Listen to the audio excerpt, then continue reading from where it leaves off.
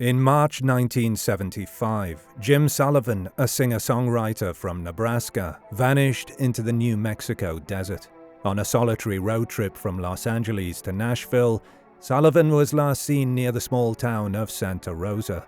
Pulled over for swerving on the highway, he passed a sobriety test and checked into a local motel. But Jim never slept in that room.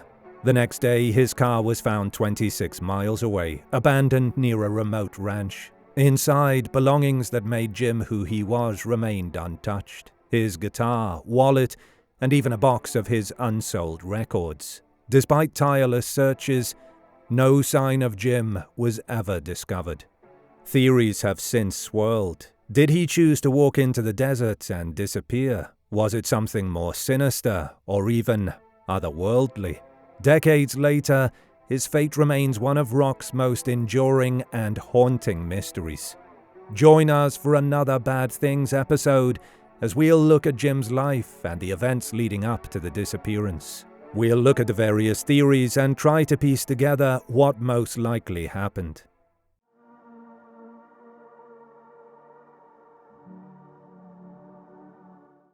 Jim Sullivan was born on August 13th in Nebraska to an Irish-American family. They relocated to San Diego, California during World War II.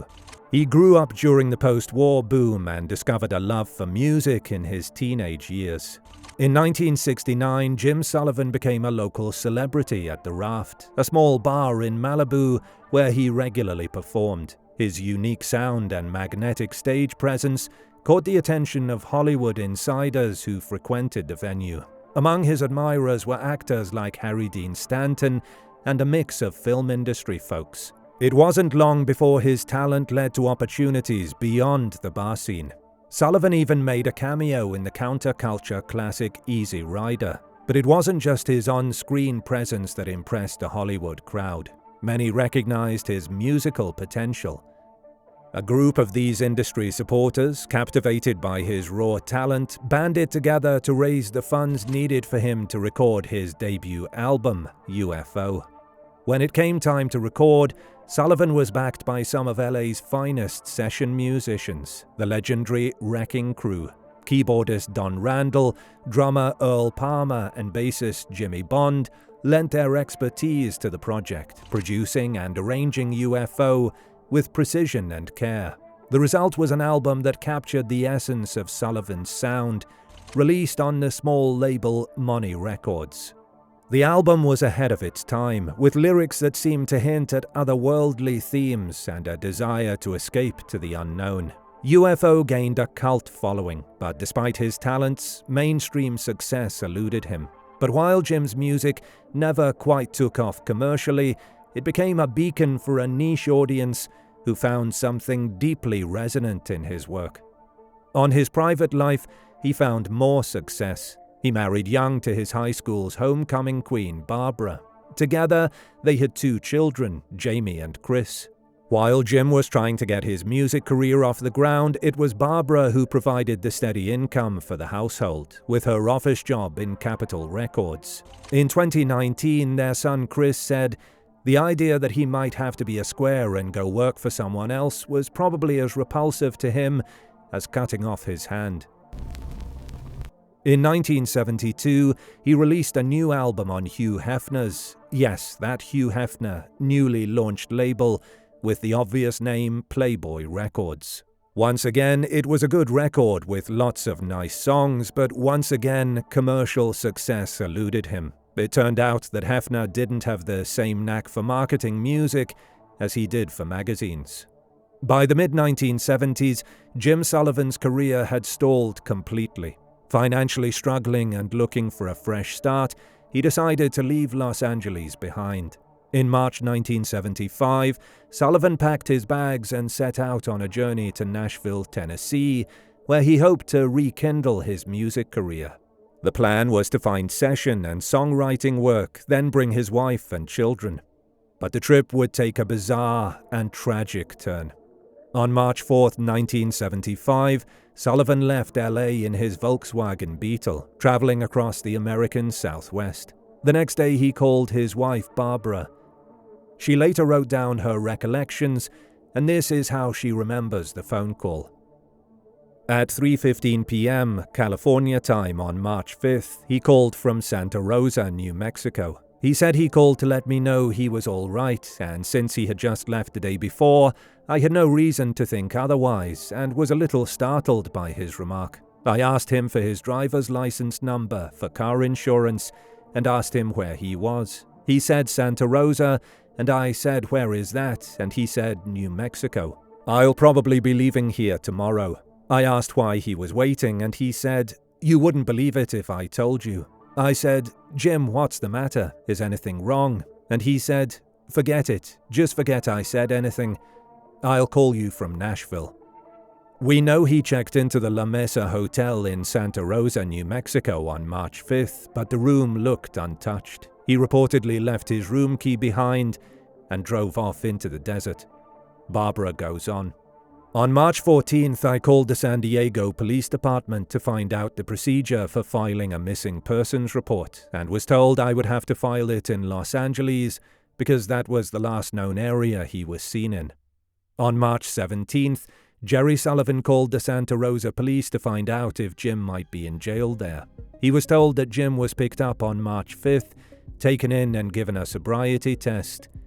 The test was okay, and he was released. On March 21st, Mrs. Ann Pacheco from the New Mexico State Police called Jerry to tell him that Jim's car was in impound and had been since March 8th. The car was found 23 miles from the main road near the Giannetti Ranch. Mrs. Giannetti said she saw a man standing by the car and asked him if he needed any help, and he said no. She radioed her neighbor, Mr. Emil Bigelow, who called the state police. The state police had Lee Cordova tow the car in as abandoned. So, Sullivan's car was discovered abandoned 26 miles away from the motel, near a remote ranch owned by the Giannetti family. The vehicle was locked, and inside were Sullivan's wallet, guitar, clothes, and a box of his unsold albums. Despite extensive searches of the area by authorities, local volunteers, and Jim's family, there was no sign of Jim. David Delgado is a retired journalist who's been working out of Santa Fe. In 2019, he was interviewed by the New York Times about how he remembered the investigation of the case. Delgado insisted the investigators did what they could. There was no Arroyo left unturned, he said, and no trace of him found. However, not everyone remembers it the same way. Pete Senna, who died in 1993, is recorded in the Santa Rosa News as possibly the last person to have spoken with Sullivan, asking him if he needed a ride. He worked on a ranch near where Sullivan's car was discovered abandoned. We're not able to confirm if he was employed on the Giannetti Ranch or another ranch nearby. His son Donald said this to the New York Times in the same article from 2019. "I always thought there was something strange about how that went down, why they didn't investigate it more. We thought he was some cowboy," said Senna, who'd seen Sullivan's car earlier that week from his school bus. "He had a handlebar mustache just like a cattle hand we knew." Apparently, Donald Senna wasn't the only one who believed that the case was not investigated thoroughly enough in the first place. This article from March 3, 1977 in the Santa Rosa News shows that the searches were restarted with full force as late as 2 years after he disappeared. Officer Chuck Holder stated that it is the opinion of the state police that a thorough search had not been conducted at the time of Sullivan's disappearance. It is that agency's intention to do all it can to set his family's minds at rest and hopefully to locate him, Officer Holder said. A new article was posted 31st of March that same year, where the search was reported to be fruitless. However, members of his family present were well satisfied with the effort. During the time the searches were ongoing, a man who resembled Jim was found some distance away, 8 miles west of Las Cruces. However, the police quickly clarified that it was a different person. In our research, we have not been able to find more information about this man, so if any of you know anything or have any theories, we would love to hear from you in the comments section.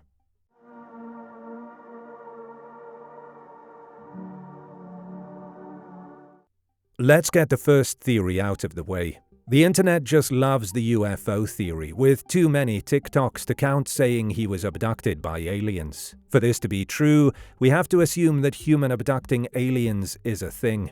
Of course, everyone is entitled to their own opinion, but we see this as the least likely scenario.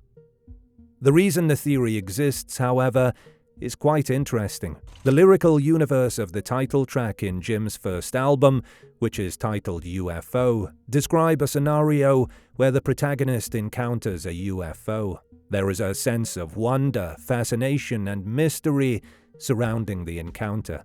The imagery used in the lyrics suggests a possible abduction or voluntary journey with the aliens, symbolizing an escape from the mundane world. His wife Barbara was also receptive to this idea, further fueling the theory's persistence.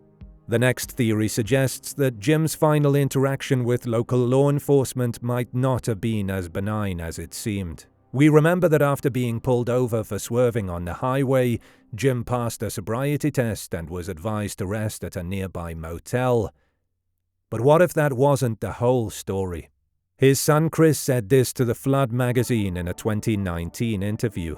Maybe he got on the wrong side of someone out there and was probably murdered or buried. He was stopped by the police out there, and law enforcement has a way with making people disappear. People have also theorized that the man found close to Las Cruces actually was Jim, but that the police covered it up to save their own. This is just ideas though, and there seems to be no evidence to back it up. We also know that Jim actually drove to the motel and checked in. Could he have met the same officers later when he drove out that night? Sure.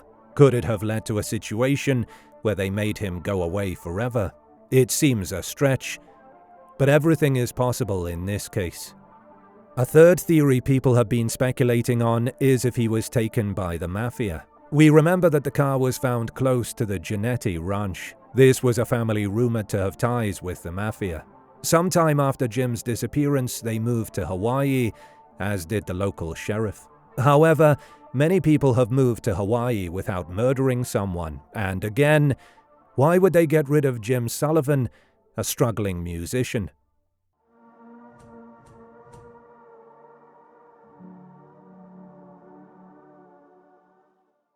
The theory we find most likely about Jim Sullivan's disappearance is perhaps the most haunting of all. Based on the known facts, we think that Jim, overwhelmed by life's pressures, simply walked off into the desert and met his fate. He struggled with his career and financially, and left his family to try to find work. His career had stalled completely, and things didn't look to be on the up anytime soon. His former manager, Robert Buster Ginter, recalled a casual conversation during a long drive with Sullivan. They had discussed how they would disappear if necessary, and Sullivan mentioned that he would just head into the desert and never be seen again. His son Chris is also open to the idea. Maybe the grind of trying to make it in an industry he loved so much and failed at just got to him. Perhaps he just walked into the desert. Now the question is, did he survive and start a new life? We think not. But who knows? We'd love to hear your thoughts and theories in the comments. If you love our content and want to support the channel, feel free to check our web shop where you can find exclusive true crime merch brought to you by Bad Things.